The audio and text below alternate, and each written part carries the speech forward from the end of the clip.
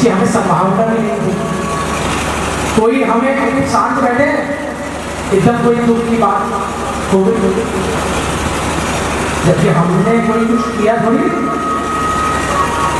तो वो प्रारब्ध है, जो बिन बताया है वो प्रारब्ध है, जो बिन बताया। अब दुख के रूप में आया तब तो लगता है दुख, सुख के रूप में आया तो बड़ी खुशी। तो कहा ये क्या है कि दोनों अलग अलग है, भक्ति ना छोड़े।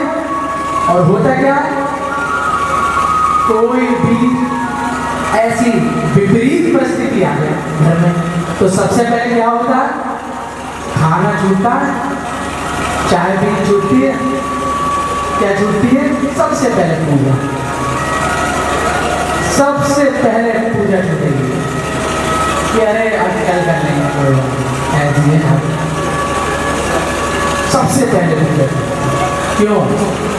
यही तो है। इसलिए कभी भी प्रारब्ध और भक्ति को एक ना सोचे। कहा गया है जो साधक होते हैं, सच्चे साधक, तो सच्चे साधक के जीवन में जो घटता है वो ठाकुर जी की इच्छा से घटता है। और जो साधक नहीं होते तो उनकी तो फिर उनके हिसाब से, काम के कर्म के हिसाब से। लेकिन जो सच्चे साधक हैं फिर वो ठाकुर जी की आंखों में आ जाते हैं, फिर उन्हें कहते हैं कि मुझे किस रूप में इसे कोई चीज दे रही है। यही तो है, बड़े ही सुंदर रूप में श्री ठाकुर जी।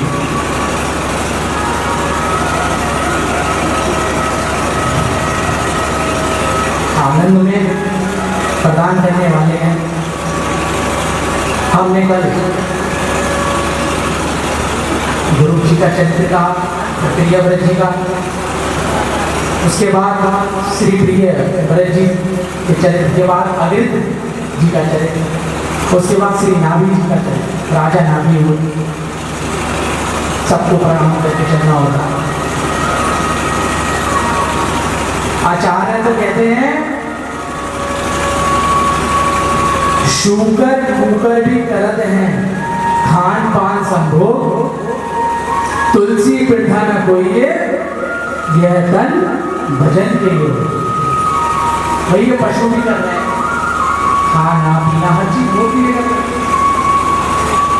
हमें उनका अंतर क्या रह गया, हम भी खाए पिए सो, काम करो खाओ पिए सो। हमने उनमें यही अंतर है कि ठाकुर जी ने एक तो हमें बोलने का अवसर दे रखा है और हमें विवेक बुद्धि दे रही है, कहाँ किस विवेक कैसे निर्णय, सही निर्णय कब लेना है, गलत निर्णय नहीं लेना, नहीं तो देखिए। तो ये मैं हम नहीं कह रहे, ये तुलसीदास जी कह रहे हैं। बड़े ही सुंदर इस प्रकार श्री राजा नाभि जी से श्री ऋषभदेव जी का चरित्र आता है, जो कि जैन धर्म के प्रवर्तक हुए। श्री ऋषभदेव जी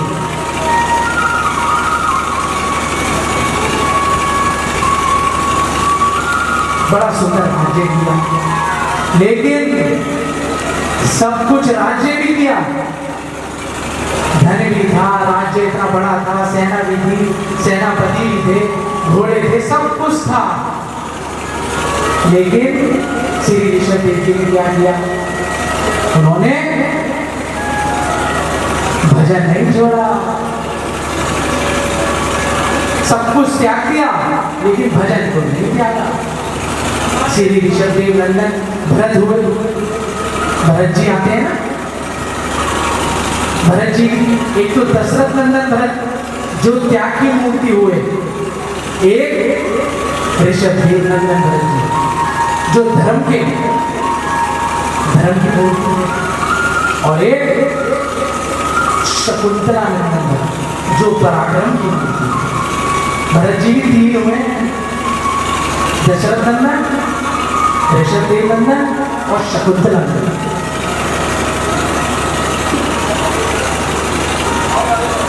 श्री भरत जी हम जानते हैं ना, उनका चरित्र कैसे सुंदर रूप में, जब उन्हें पता लगा मेरे पिताजी सब कुछ छोड़ गए, सब कुछ छोड़ा, राज्य छोड़ा, सब कुछ छोड़ा और माला झोली लेकर वन में निकल गए। तो राजा जो भरत बने इसके बाद, भरत जी जिनके नाम पर ये भारतवर्ष का नाम हुआ, अजनाब वर्ष जिसे कहा जाता था पहले, उसके बाद भरत जी हुए तो भारतवर्ष जाने लगा। इंडिया तो अंग्रेज का सब कुछ, सारे नाम बदल डाले, लेकिन इस भारत के नाम को नहीं बदल पाए। सिर्फ भारत ही नाम, सब नाम बदल दिए। हरिगढ़ को अलीगढ़ कर दिया, इलाहाबाद को देखा था प्रयागराज इलाहाबाद, सब कुछ बदला, लेकिन भारत देश के हमारे इनके नाम को नहीं बदल पाए। हम सब जानते हैं राजा जब भरत जी बने, उन्होंने देखा कि अरे कुछ ना कुछ तो इस भजन में ऐसा है, ठाकुर जी की करुणा में, उनकी पूजा में, अर्चना में कुछ तो है ऐसा जो इस राज्य में नहीं है। इस राज्य में नहीं है तो क्या हुआ, वह भी राज्य छोड़कर गंडकी नदी के किनारे पुनः ऋषि जी से दीक्षा प्राप्त कर माला झोली लेकर निकल गए और गंडकी नदी जी के किनारे माला जप करने लगे। कहा जाता है सर्वप्रथम जो गुरु होते हैं वो जगत गुरु है। जैसे कौन? जगत गुरु है शंकर भगवान, बिहारी जी, कन्हैया हमारे, हनुमान जी, विष्णु भगवान, नारायण, बालाजी, अलग अलग भिन्न भिन्न नाम है ना, ये सब एक है, कोई इनमें भेद नहीं है। ईश अलग हो सकते हैं लेकिन है सब ये एक। श्री राम जी सब एक है, तो वो है जगत गुरु। और एक होते हैं दीक्षा गुरु। दीक्षा गुरु कौन? जिनसे हम दीक्षा लेते हैं, जप की दीक्षा लेते हैं ना, तो वो दीक्षा गुरु, वो हमें मंत्र प्रदान करते हैं कि तुम्हें जीवन भर ये मंत्र जपना है, इससे कल्याण होगा, ठाकुर की प्राप्ति होगी। ऐसे ही शिक्षा गुरु। शिक्षा गुरु कौन? जो हमें शिक्षा दे। हम स्कूल में ध्यान में जाते हैं, सत्संग में जाते हैं, शिक्षा गुरु पर। और एक होते हैं श्रवण गुरु। वो कौन? जो हमें ठाकुर जी के बारे में बताए, उनकी गीता के बारे में बताए, के रूप में जिनसे हम कथा सुने, वे श्रवण गुरु। तो जीवन में गुरु का बहुत महत्व है। कैसे? ऐसे जैसे ये पखना चल रहा है, हम इसे डायरेक्ट चलाएं तो या तो चलेगा लेकिन झटका देके चलेगा, या तो उसे झटका लगेगा या हमें। यदि डायरेक्ट तार जोड़ दिए जाएंगे और यदि हम जाएं और तिलक दबाएं, तिलक को माध्यम बनाएं, तब क्या होगा? सरलता से तिलक दबाते ही बंदे भी हो जाए। तो गुरु तिलक का कार्य करते हैं। कैसे? जैसे कोई बच्चा ये कहे कि भैया स्कूल में क्या हो रहा है, पढ़ाई तो हो रही है, कोई नहीं, मैं भी किताबें ले आऊँगा और स्कूल नहीं जाऊँगा और घर पर रह के खूब पढ़ाई करूँगा, तो पढ़ाई वो भी मानी जाएगी, लेकिन उससे हमें डिग्री डिप्लोमा प्राप्त नहीं होगा, मार्कशीट प्राप्त नहीं होगी। कब होगी? जब वही पढ़ाई स्कूल विद्यालय में जाकर गुरु जी से की जाएगी, तब उसे हम कहीं और भी दिखाने के लिए ले जा सकते हैं। जब हमें मार्कशीट भी मिलेगी, हर चीज़ देंगे, वो अपना स्कूल का प्रमाण पत्र भी देंगे, हर चीज़ देंगे। तो गुरु जीवन में यह महत्व रखते हैं। भागवत जी हो, रामायण जी हो, रामचरितमानस जी हो, शिव पुराण जी हो, कहीं भी किसी को सीधे ठाकुर जी नहीं मिले, बीच में गुरु माध्यम बन गया। क्योंकि गुरु मंजिरी हो जाते हैं, आगे जाकर सखा भाव हो जाता है और वो दर्शन कराते हैं, वो मिलवाते हैं प्रभु से। यही तो शक्ति है।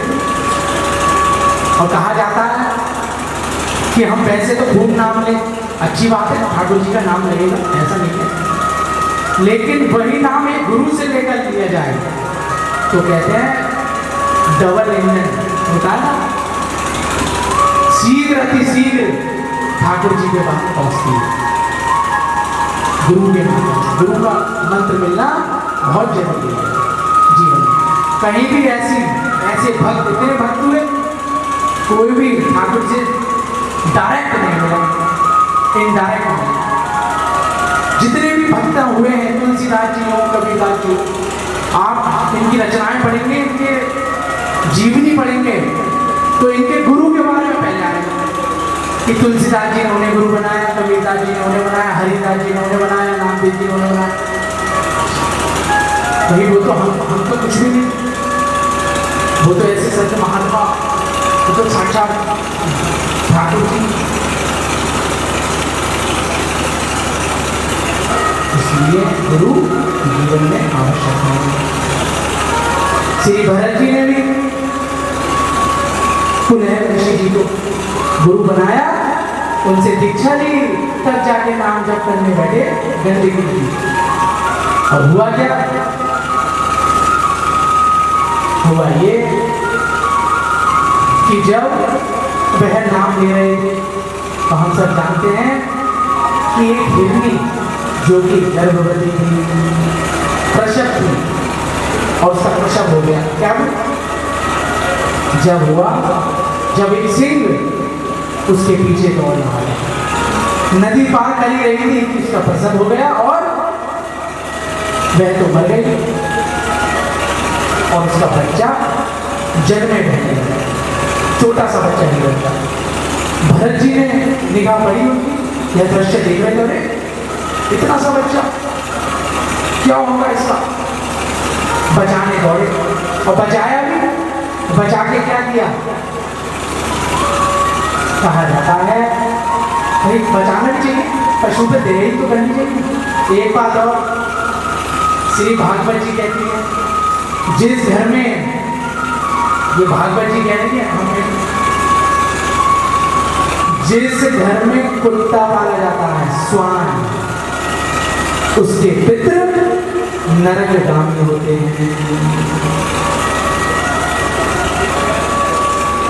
ये भागवत जी का साक्षात वर्णन है। ये नहीं कहते संत महात्मा ये रसिकजन कि पशु पर दया नहीं करनी, दया करनी है, वही पहली रोटी गाय की और आखिरी कुत्ते की। ये नियम तो चल रही है, लेकिन दया करनी है, घर में नहीं पालना। चाहते हैं उनके पितृ भोजन भी स्वीकार नहीं करते, साक्षात इसमें बना दया करनी है पूरी पूरी, लेकिन बाहर करनी है, ये नहीं घर में। इसलिए उन्हें भी, भरत जी को भी दया आई और क्या हुआ? दया तो आई, लेकिन इतनी दया आ गई कि वह तो उसका ऐसे लालन पालन करने लगे जैसे अब उनके जीवन में वही है। शुरू में तो उन्होंने लिया और कहा अरे छोटा बच्चा है ना, दूध की आवश्यकता होगी, तो रूई का खोया बनाया और एक एक करके उसके मुंह में टपकाने लगे। चलो यहाँ तक अच्छी बात है, दया करनी चाहिए, पिलाना भी चाहिए। फिर श्री भरत जी छोटे छोटे पिटकों वाली घास इसके मुंह में चुभे ना, लगे ना, बीन के लाते दूर से और उसे खिलाते। अब हुआ क्या? धीरे धीरे वह बच्चा बड़ा भी हुआ। कहा जाता है जब वे माला लेके बैठते तो कभी तो उसे भूख लग जाती, कभी उनकी पीठ खुजाने लगता, फिर गोदी में लेके बैठ जाते। धीरे धीरे उससे मोह बढ़ता गया। कहा जाता है बच्चा तो ये जो पशु के होते हैं बच्चे तो बहुत जल्दी बड़े होते हैं, बड़े हुए और वह तो उस हिरण ने उनमें मोह नहीं किया, लेकिन भरत जी ने उनमें मोह कर दिया। क्या परिणाम हुआ? वह तो एक दिन हिरण का झुंड आया और वह बच्चा तो उनमें मिलकर चला गया। और भरत जी ने देखा अरे ये तो चला गया, ढूंढने लगे इधर उधर जा जाकर, कहाँ गया। इतना मोह हो गया कि कहा गया भागवत जी में कि धीरे धीरे इतना मोह करते करते उनके तो प्राण ही चले गए। इतने दुखी, इतने चिंतित रहने लगे, उससे प्राण त्याग दिए। कहा जाता है जैसी मति और वैसी गति। तो क्या हुआ? भरत जी को अगले जन्म में हिरण बनना पड़ा। लेकिन जैसा बताया गया था कि ठाकुर जी की कृपा, कैसी कृपा? नाम जब तो उनका बराबर चल रहा था ना, लेकिन उसके बाद आने के बाद हुआ जो भी हुआ, तो ऐसी विपरीत परिस्थिति आई जिस कक्षा में भी वो थे वहां तक तो रुक गए। लेकिन ठाकुर जी तो निर्णय करते हैं, इंसाफ करते हैं, उन्हें अगले जन्म में वही 100 गुना बढ़ा के दिया। क्या दिया बढ़ा के? नाम। उस हिरण की योनि में भी उन्हें ये ज्ञात रहा क्या कि नहीं, मेरा जीवन ऐसे व्यर्थ, मैंने पिछला तो गवा दिया, इस बार नहीं गवाऊंगा। कहा जाता है इतना ज्ञान रहा उन्हें कि वह भी नाम जप करते हिरण की योनि तक में। लेकिन उन्होंने सोचा मैं इसमें तो मेरा कल्याण हो नहीं पाएगा। उन्होंने सरोवर में अपने प्राण त्याग दिए उस हिरण के, जब वह बन गए। तो उन्हें ज्ञान था कि मैं हिरण बन गया हूं इसकी वजह से। ठाकुर जी तो 100 गुना बढ़ा के देते हैं। तो उस मोह में फंसने के कारण हिरण की योनि को प्राप्त हुआ, इसलिए तो हिरण की योनि प्राप्त हुई। फिर हिरण की कहा गया भागवत जी में, हिरण की योनि जब उन्होंने त्यागी, छोड़ दी वो शरीर, अगले जन्म में बने जड़ भरत। कैसे जड़ भरत? कहा जाता है उनके परिवार में जन्म हुआ, माता पिता भी थे। उन्होंने कहा अरे ये देखो कैसा है। उन्होंने समझ गए थे इस बार कि मुझे इस बार किसी योग माया में नहीं फंसना, कर्म में नहीं फंसना। तो उन्होंने क्या किया? बड़ी सुंदर रूप में जब माता पिता कहा जाता है बड़े होने के, बड़े ही हो रहे थे, कैसे काम होगा चिंता करने लगे माता पिता कि ये तो कुछ करता ही नहीं है, किसी काम को जो तो उल्टा करता है। ऐसी हाय तो मैं वो तो निकल गए, चले गए प्रभु के पास। लेकिन उनके भाई और भाभी जी उनके पास रहते थे। अब भाभी तो भैया खटकती, उनकी आंखों में खटकती, भाभी के आंखों में खटकते भरत जी, जड़ भरत जी। कहती कि ये तो है तो इतना हष्ट-पुष्ट और कोई काम नहीं करना चाहती। अपने भाई से कहती कि भैया इसे भी कोई काम कराओ, पतिदेव जी ये तो पूरे दिन घर पे रहता और पता नहीं क्या जपता रहता। बेलदारी के काम में लगाया गया, यानी मजदूरी के। मिस्त्री ने कहा भैया जहां गड्ढा है उसे तो प्लेन कर दो, समतल कर दो, और जहां ये पहाड़ है इस पहाड़ की मिट्टी उठाकर इस गड्ढे में भर दो, इसे समतल कर दो और मैं शाम को आऊंगा। शाम को आया, क्या मिला? जहां गड्ढा था और खोद डाला, खाई बना दी उसकी, और जो पहाड़ था उसे समतल कर दिया। अब बोल दिया, कह रहा अरे भैया मैंने तुझसे ये कहा था क्या, उल्टा ही कर दिया, चल भाग यहाँ से। भगा दिया। क्यों? कोई भी काम करते उल्टा करते। क्यों? हमें पता था कि यदि मैंने सीधा बन के काम किया, एक बार किया तो दूसरे बताने के लिए तैयार बैठा कि भैया अच्छा तुमने निपटा दिया है, बहुत अच्छे बहुत अच्छे, अब ऐसा करिए। उन्होंने कहा इस बार इस चक्कर में नहीं फंसना। कहा जाता है जल भरत जी बैठे हुए थे, दीवार से टेक लगाए हुए, राजा रघुगण हुए, उनकी सवारी जा रही थी, निकलने वाली थी कि उसमें से एक कहार, 4 कहार होते हैं ना जो डोली को उठाते हैं, उसमें से एक कहार की